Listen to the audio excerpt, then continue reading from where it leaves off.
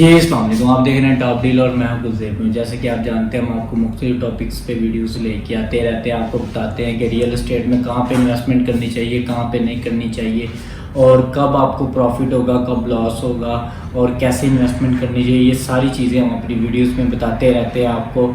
और सबसे पहले मैं आप सबका शुक्रिया अदा करता हूँ कि माशाल्लाह से आप लोगों ने जितना हमें सपोर्ट किया, हमारा बन के सब्सक्राइबर हो गया कंप्लीट माशाल्लाह से, और ये सब आपकी मोहब्बत है और ये सारा क्रेडिट आप लोगों का, ये हम तो कुछ भी नहीं है, आपके बगैर हम कुछ भी नहीं है, ठीक है। और आप लोग हमारी वीडियोस देखते हैं, हमें पसंद करते हैं, हमारे लिए यही सबसे बड़ी बात होती है।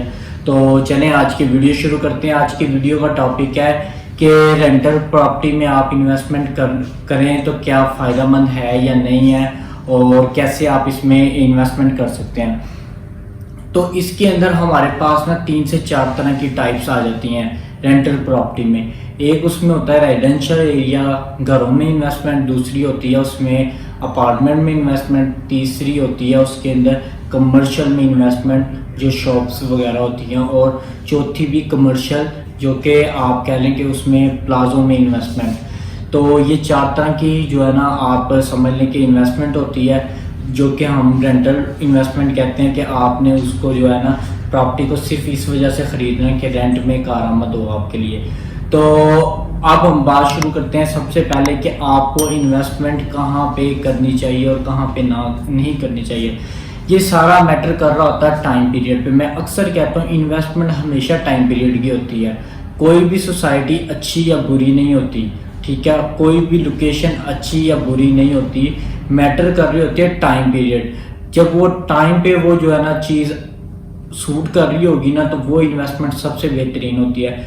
तो अगर तो आपका प्लान है कि हम जो है ना इसको 5 साल या 10 साल तक के लिए लेते हैं, तो वो सबसे बेहतरीन ऑप्शन जो है ना कमर्शियल में आ जाता है। और अगर आप कहते हैं नहीं जी हमने इसको थोड़ा सा लॉन्ग टर्म लेके चलना है, तो वो घरों में इन्वेस्टमेंट ज़्यादा बेहतर होती है, ठीक है। और अपार्टमेंट में बाकी अपार्टमेंट में जो इन्वेस्टमेंट होती है ना, वो आप हमेशा जो सिटी एरिया होता है ना उसके अंदर ही सूटेबल है। अदरवाइज आप किसी सिटी एरिया से, जैसे डाउनटाउन हम बोलते हैं जिसको सिटी का डाउनटाउन होता है, उसके अंदर सिर्फ अपार्टमेंट में इन्वेस्टमेंट बेहतर है। अगर उसके अलावा हट के कहीं पे भी है ना, तो वो आपकी फ्लॉप है इन्वेस्टमेंट, उसमें आपको बजाय फ़ायदा होने के नुकसान है। और हमेशा जो आपने रेंटल इन्वेस्टमेंट वहाँ पे करनी है जहाँ पे प्रॉपर्टी की डिमांड हो। समझ लें कि अगर आपने वहाँ पे वो चीज़ हमेशा ख़रीदें या वो बाय करें जो कल को रीसेल आसानी से हो जाए। जो चीज़ रीसेल आसानी से हो जाती है उसकी रेंटल वैल्यू भी ज़्यादा होती है, उसमें आपको रिटर्न अच्छा मिल रहा होता है। पाकिस्तान में एक ट्रेंड है कि 0.5% जो है ना आपको रेंटल वैल्यू मिलती है टोटल अमाउंट की। मिसाल के तौर पे अगर 1 करोड़ की प्रॉपर्टी है तो आपको 50,000 उसके ऊपर जो है ना रेंट मिलता है, ठीक है। ये पाकिस्तान में कैलकुलेशन चल रही होती है। तो अगर बात की जाए कि अपार्टमेंट में हो गई, ठीक है, वो अगर आप किसी बैक एरिया में करते हैं या किसी सोसाइटी में करते हैं तो वो फ़ायदेमंद नहीं है। अगर आप किसी बहुत ज़्यादा रहाइश वाली जगह में कर रहे हैं ना, जैसे कि हमारे लाहौर, कराची, इस्लामाबाद और गुजरांवाला भी निकालें, तो इनके अंदर अगर कोई रहायशी वो जो डाउनटाउन हो गया, जैसे कि बहुत ज़्यादा जो है ना पॉपुलर जगह होती है, मशहूर जगह होती है, वो शहर के सबसे करीब बीच में होती है, वहाँ पे इन्वेस्टमेंट अपार्टमेंट में बेहतर है। उसके अलावा कहीं पे भी आप करते हैं तो वो आपको बजाय फ़ायदा पहुँचाने के नुकसान ही पहुँचाती है, क्योंकि वो रीसेल नहीं होती और उसकी रेंटल वैल्यू भी कम होती है बजाय बढ़ने के। तो इस वजह से आपने अपार्टमेंट में इन्वेस्टमेंट करने से पहले मेरी ये वीडियो लाजमी तौर पे आपने देखनी है। और बात करें अगर घरों में इन्वेस्टमेंट, तो घरों में इन्वेस्टमेंट में ना आप एक तो सोसाइटीज़ में घर जो होते हैं उनमें इन्वेस्टमेंट करके आप उनको रेंट आउट कर सकते हैं, या दूसरा लोकल एरिया में छोटी इन्वेस्टमेंट पे करके वो वहाँ से रिटर्न ले सकते हैं। जो कि आप जो है ना ज़्यादा बेनिफिट जो कमा रहे होते हैं ना, वो छोटे घरों में से कमा रहे होते हैं, क्योंकि आपने 25 से 30 लाख का जो प्लान लेते हैं आप, वो 15 से 20 हज़ार रेंट पे आप उसको जो है ना करते हैं रेंट आउट, तो आपको वहाँ से 15 से 20 हज़ार रिटर्न मिल रहा है। और यहाँ पे सोसाइटी में अगर किसी 1 करोड़ की प्रॉपर्टी में इन्वेस्टमेंट कर रहे हैं तो आपको 40 से 50 हज़ार उसका जो है ना रिटर्न मिलता है। तो इस वजह से आपने अब फैसला करना है कि आपको अगर रहायशी एरिया में इन्वेस्टमेंट करनी है तो कहाँ पे करनी चाहिए। तो लोकल एरिया में करनी चाहिए, सोसाइटी में, ये फैसला मैं आप पे छोड़ता हूँ। क्यों? क्योंकि मैंने आपको उसको सारी चीज़ों को मद्देनज़र रख के बता दिया, कैलकुलेशन करके बता दिया कि इतनी वैल्यू होती है। और अगर बात की जाए हमारा सबसे मेन टॉपिक कमर्शियल के अंदर इन्वेस्टमेंट हमेशा बड़ी बेहतरीन होती है रेंटल वैल्यू के हिसाब से। वो इस तरह के वो जो है ना, अगर तो आप करते हैं ना शॉप्स में इन्वेस्टमेंट, तो वो आप शॉर्ट टर्म कह लें, लॉन्ग टर्म कह लें, वो आपको उसका बेनिफिट होता ही होता है। वो आपको बहुत ज़बरदस्त बेनिफिट होता है। रेंटल वैल्यू के हिसाब से सबसे बेहतरीन ऑप्शन होता है आप कमर्शियल एरिया में इन्वेस्टमेंट करें। मेन रोड के ऊपर कोई कमर्शियल बिल्डिंग खरीद लें, कोई प्लॉट खरीद लें, उसमें इन्वेस्टमेंट करें, वो आपको बहुत अच्छा रिटर्न मिलेगा। आप आ जाते हैं हम शॉपिंग मॉल के अंदर जो होती हैं ना शॉप्स वगैरह, इंस्टॉलमेंट पे भी मिलती हैं वो, और वैसे भी मिलती हैं। तो उसमें इन्वेस्टमेंट करने से पहले मैं आपको ना एक ये छोटी सी चीज़ है ये बताना चाहता हूँ, ताकि आपको जहन में, माइंड में हो। अगर तो आप 10 साल का प्लान रखते हैं कि मैंने 10 साल के लिए इस शॉपिंग मॉल में ये शॉप लेनी है, उसके बाद मैंने इसको सेल आउट कर देना, तो फिर तो आप उसमें इन्वेस्टमेंट कर लें उस शॉपिंग मॉल में।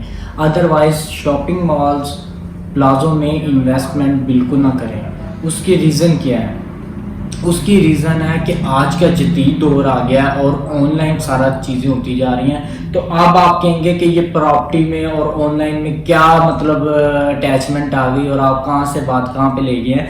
तो ये बड़ी मैटर करती है, ये चीज़ें आपको समझनी चाहिए, ये मद्देनज़र रखनी चाहिए। मैं एक छोटी सी कैलकुलेशन बता देता हूँ। 2020 के सर्वे के मुताबिक 7.8 बिलियन पीपल हैं पूरे वर्ल्ड में, ठीक है, 2020 में। और उसमें से ऑनलाइन जो लोगों ने शॉपिंग की थी ना, वो 2 बिलियन लोगों ने की थी। 2 बिलियन पीपल वो ऑनलाइन शॉपिंग्स कर रहे हैं। ये चीज़ें अभी आप नोट करते जाए, मैं फिर उसके बाद आता हूँ शॉपिंग मॉल की तरफ। और अगर 2021 का सर्वे देखा जाए तो उसके अंदर 7.74 बिलियन पीपल्स की पॉपुलेशन थी टोटल, और उसमें से 2.14 बिलियन पीपल्स ने ऑनलाइन शॉपिंग की। समझ रहे हैं चीज़ें कि मतलब पिछले टाइम 2020 में 26% लोगों ने ऑनलाइन शॉपिंग की, और इस दफ़ा 2021 में लास्ट ईयर 36% पीपल्स ने ऑनलाइन शॉपिंग की।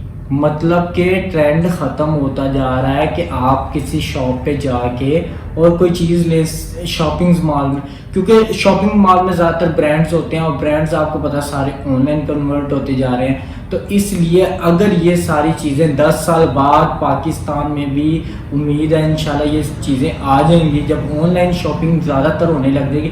अब मैं आपको एक मिसाल देता हूँ, कोई पिज़्ज़ा या खाने पीने का कुछ भी ऑर्डर करते हैं हम फूड पांडा पे आजकल करते हैं।